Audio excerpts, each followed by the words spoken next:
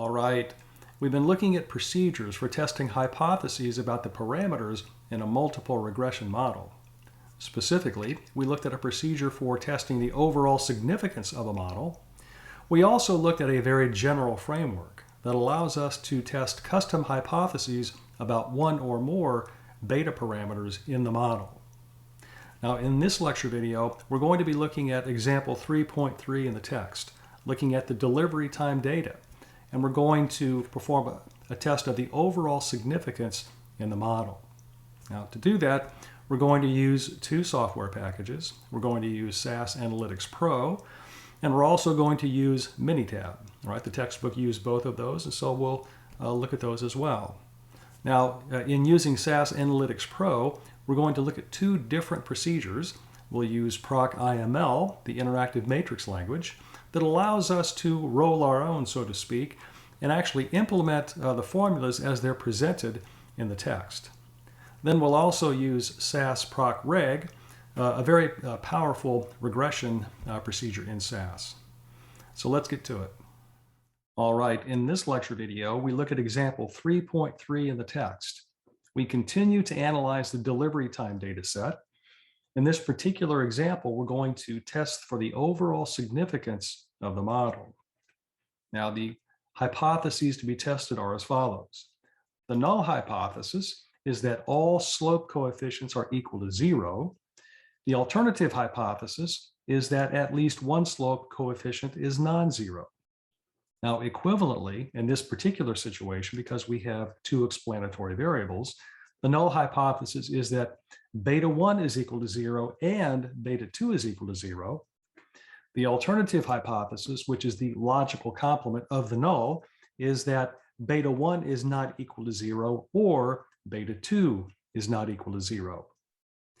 Now, we're going to use SAS Analytics Pro to do this analysis.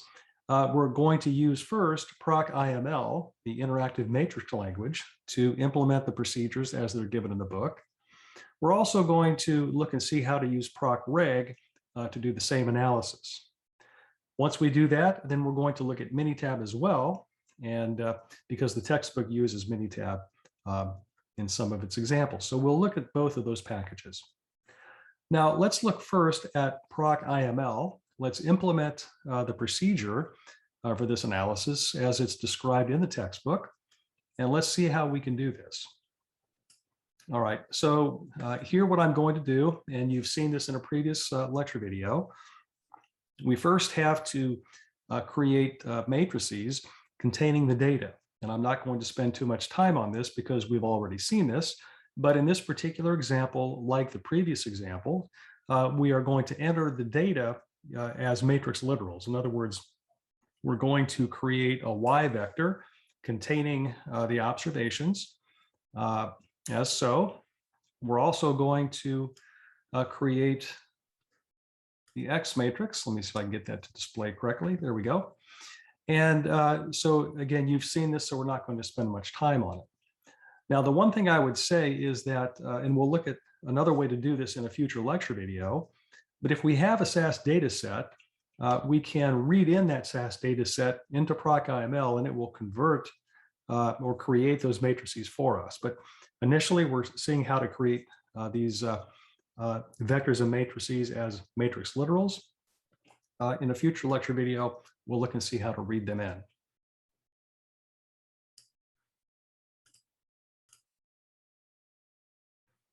Now, the first thing we need to do is to estimate the model parameters. And we've seen how to do this in our previous lecture video on estimation, but we need to do it in here as well. And so the first thing I'll do is calculate the X prime X matrix. And I'm going to just label that or give it, I'm going to call that XPX. And then we need to calculate the inverse of the X prime X matrix. And so I'm doing that here. And notice that I'm still using the original X matrix and I'm inverting it. So I could change that to take advantage of the fact that we've already constructed or calculated the X prime X matrix. And so here what I'll do is I will just invert, let's see here, that matrix. And so that should work as well. Okay, the next thing we need to do is calculate the X prime Y matrix. All right, and so I'm doing that in this statement. And then finally, we need to calculate the parameter estimates, right? Calculate beta hat. And the formula, you'll remember, for beta hat is X prime X inverse X prime Y. Now, since I've already calculated X prime X inverse and X prime Y, I'm just going to use those matrices, that matrix in the vector, in order to calculate beta hat. All right, moving on. Then what we're going to do is we're going to calculate the quantities required for the test. And these are the ANOVA table quantities. And so the first thing we'll do is to calculate the various sums of squares that we need. All right, and the first one we're going to calculate is the total corrected sum of squares. Now, the first quantity that we're going to calculate is y prime y. This is the uncorrected sum of squares of the y values. In fact, if I go back over here to the notes, you can see here, this is precisely what we're calculating right now. We're calculating the total sum of squares, and we're using this formula that they've given us in the notes, in the textbook. And so the first thing we need to calculate here is the uncorrected sum of squares of the y values, the y prime y quantity. And so that is what we're calculating here. Then from that, we have to subtract this correction term. It's called a correction term, a correction for the mean. All right. And so we can see here that we have to add the y values up, square that sum, and then divide by the number of observations. All right. So the first thing I need to do is to calculate the sum of the y values. And I can do that using this nice little IML shortcut. If you specify the y vector and then in square brackets include the plus sign, then what this does is it calculates the sum of the values in that vector. Now you've got to be careful if you've got a matrix, then it depends on which coordinate you put that plus sign in. So you'd have to read the documentation. But because this has just got a single column, if we put a plus sign there, then it's going to sum up the values in that vector. We then need the number of rows in the y vector. That gives us the sample size. And so we're going to use the n row function, all right, applied to the y vector. And that gives us the sample size. And then finally, we implement the formula as it's given in the notes. The total sum of squares is equal to y prime y minus the square of the sum of the y values divided by n. And again, you can see that's exactly what is given in the notes. Okay, next, we need to calculate the sum of squares error. And so I'm going to use a slightly different formula than what they've given us in the notes. And one of the advantages of doing this is I'm going to show you another way to calculate the sum of squares error. In fact, they didn't even give us they had us in the notes, they had us calculate the sum of squares regression first.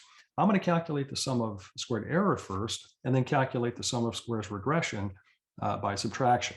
Okay, so let's take a look and see how to do this. And so to calculate the sum of squares error, I'm going to first calculate the predicted y values. And I get that by multiplying x times b hat, right? So the design matrix times the parameter estimates. And that gives me the predicted values of y. Then what I'm going to do is I'm going to calculate the sum of squares error by taking the inner product of the residual vector. In fact, what I could do is I could specifically define, let me change this a little bit. I could, I could construct an actual residual vector like that, and then I could change this. Let me comment this out here. And I could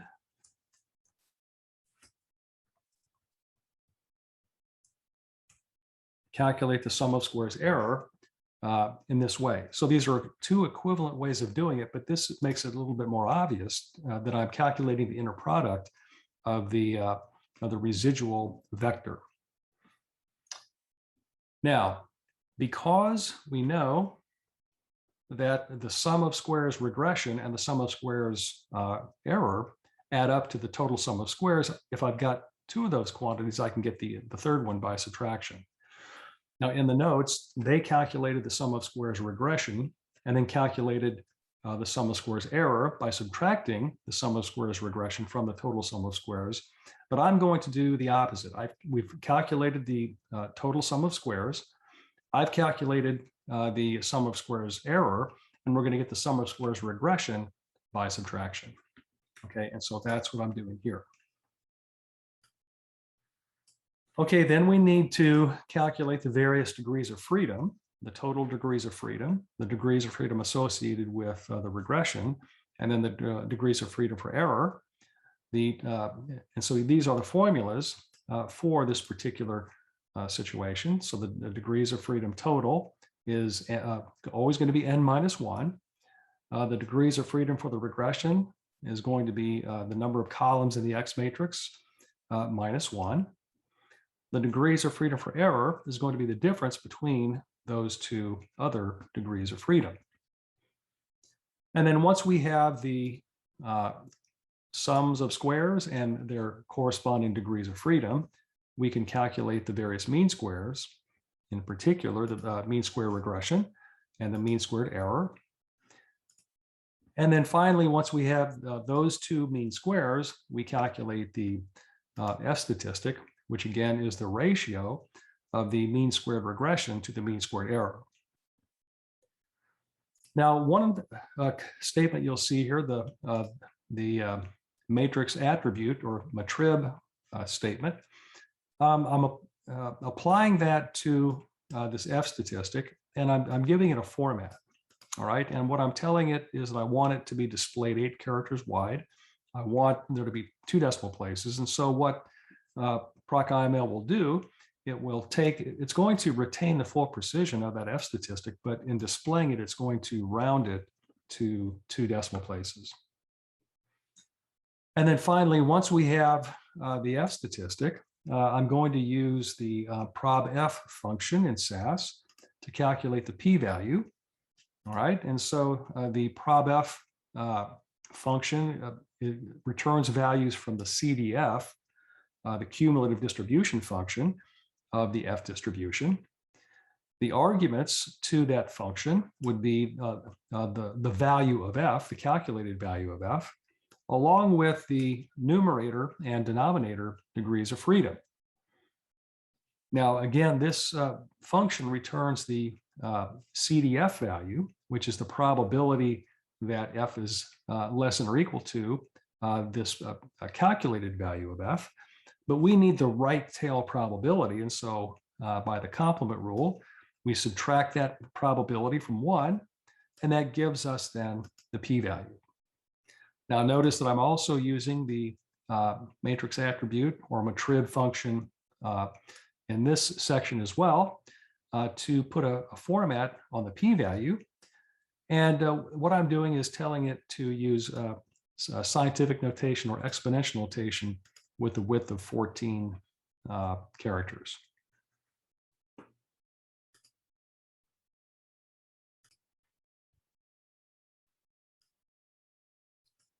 All right, and then finally, we want to calculate the coefficient of determination, the R-squared value, as well as the adjusted R-squared value.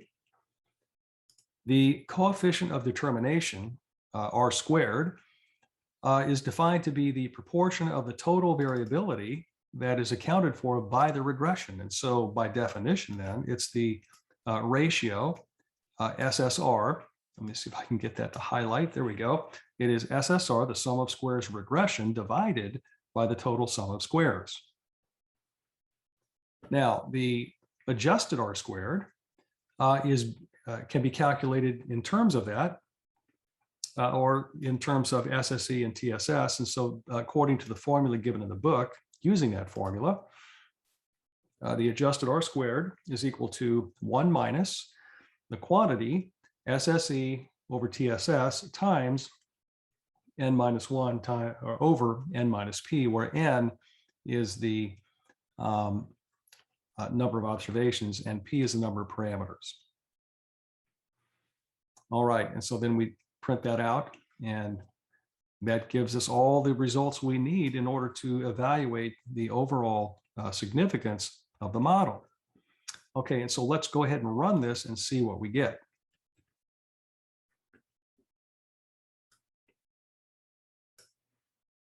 All right, it's always good to check our log to make sure that we don't have any problems.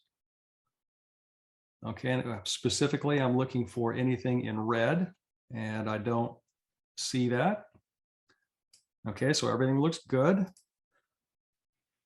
All right, so then I have the listing of my data set. All right, and so we don't need to spend any more time on that. We've seen that. I've got the X prime X matrix displayed, the X prime X inverse matrix displayed, the X prime Y matrix displayed. All right, and then so if we wanted to, we could go back to the book and just verify that we get the same values that the authors do. Then I have the vector parameter estimates. All right, and these are the same that we got before. All right, and then we come down to the regression ANOVA table quantities. And so we've calculated the total sum of squares, the sum of squares regression, the sum of squares error. All right, and you can see these values here. I know it's a bit small. Let me see if I can increase the font size. Okay, I'm not sure if that helped much, but anyway, so the total sum of squares is 5784.5426. SSR, the sum of squares regression, is 5550.8109. And then SSE is 233.73168.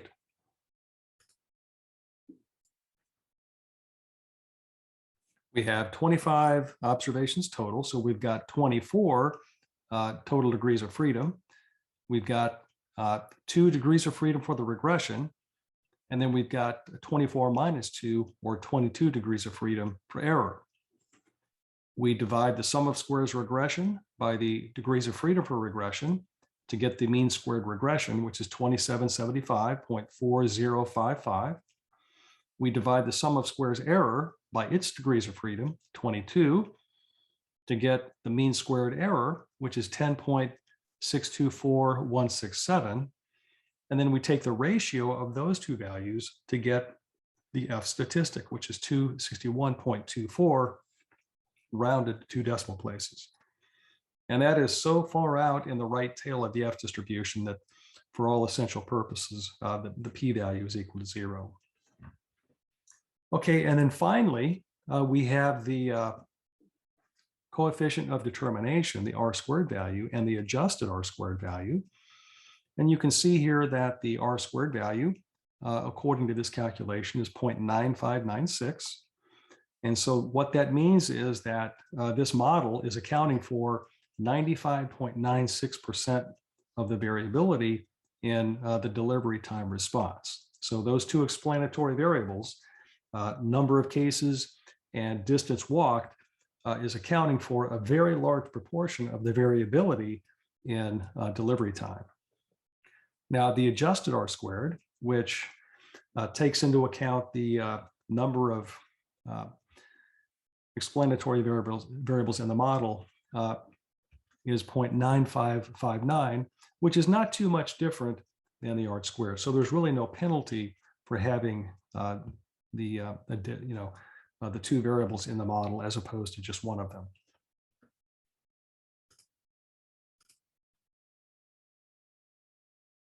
Okay, so based on this analysis, going back up to the original hypothesis test, and we need to remember what these, when we look at output from SAS or Minitab or R or Stata or S+, they're, typically going to be, quite a few p-values on the page, on the output. And for each one, we need to remember what test is being performed by that p-value. And so in this case, this test is testing the null hypothesis that both of the slope coefficients, beta 1 and beta 2, are 0.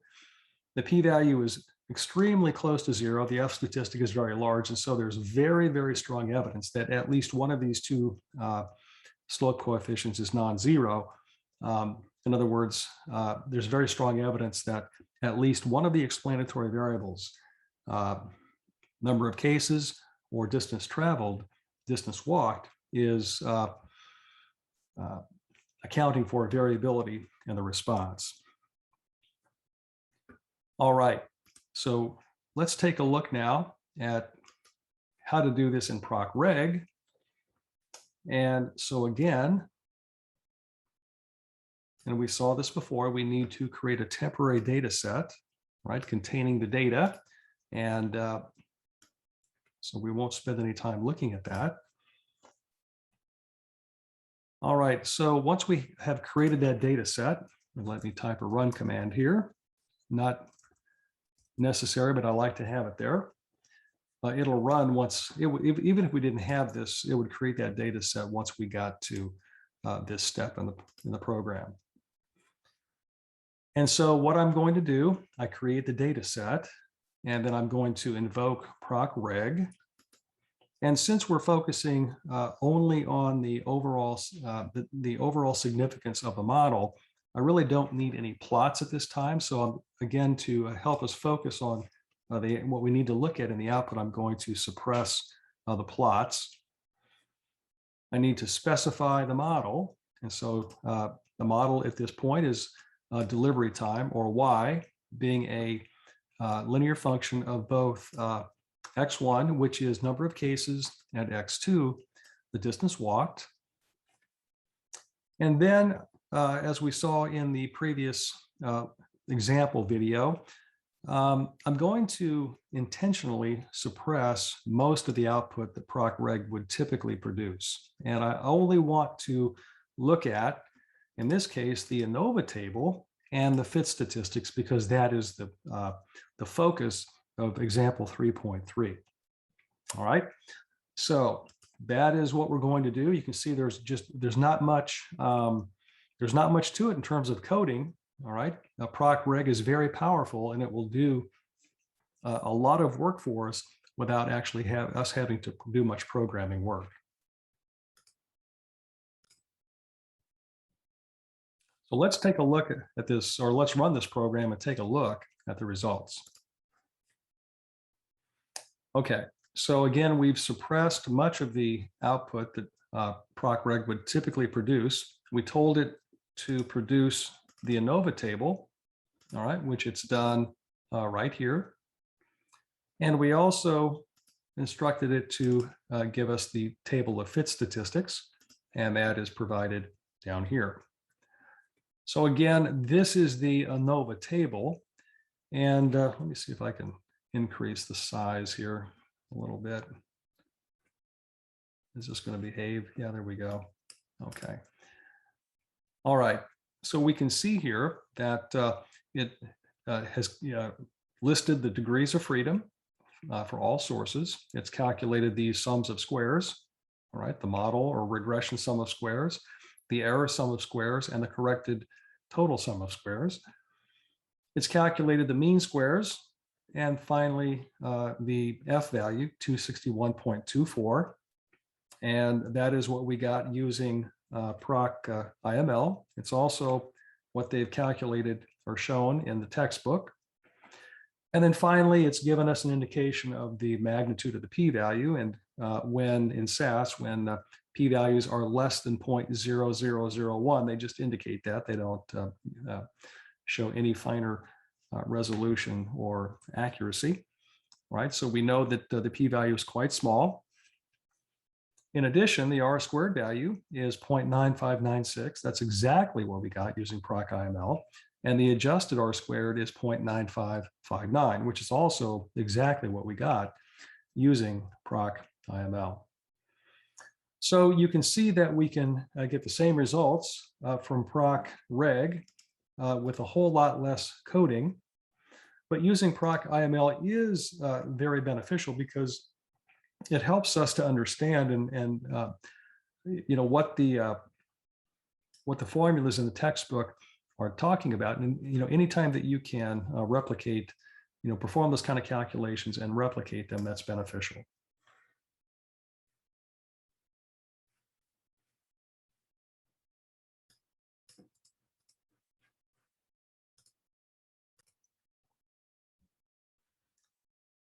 Okay, and then finally, we're going to look and see how to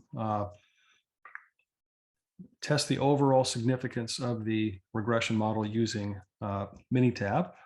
All right, and as you can imagine, what we're going to do is request that Minitab produce the ANOVA table for us.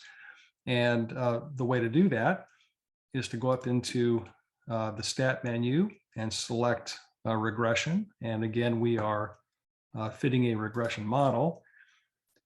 And then as part of the results, we would just make sure that the analysis of variance table is selected.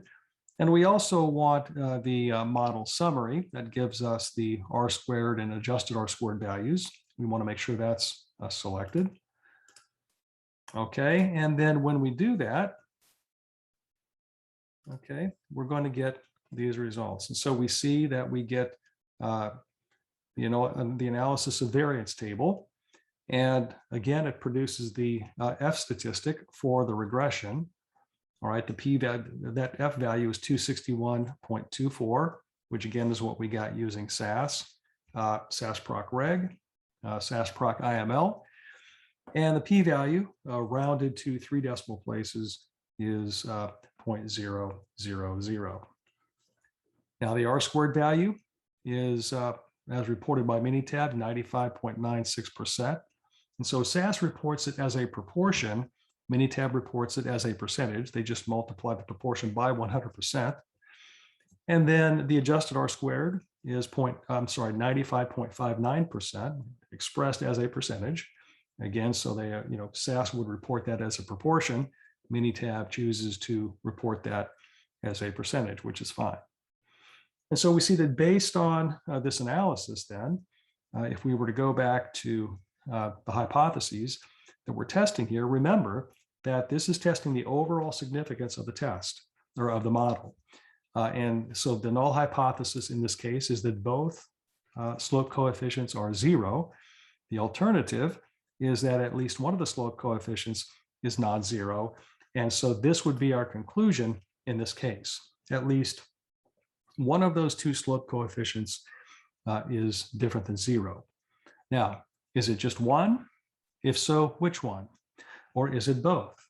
Well, those are natural follow-up questions to this test of the overall significance of the test. And that is, those are questions that we'll look at in the next lecture video. All right, so I'll see you in that when we look at that next example.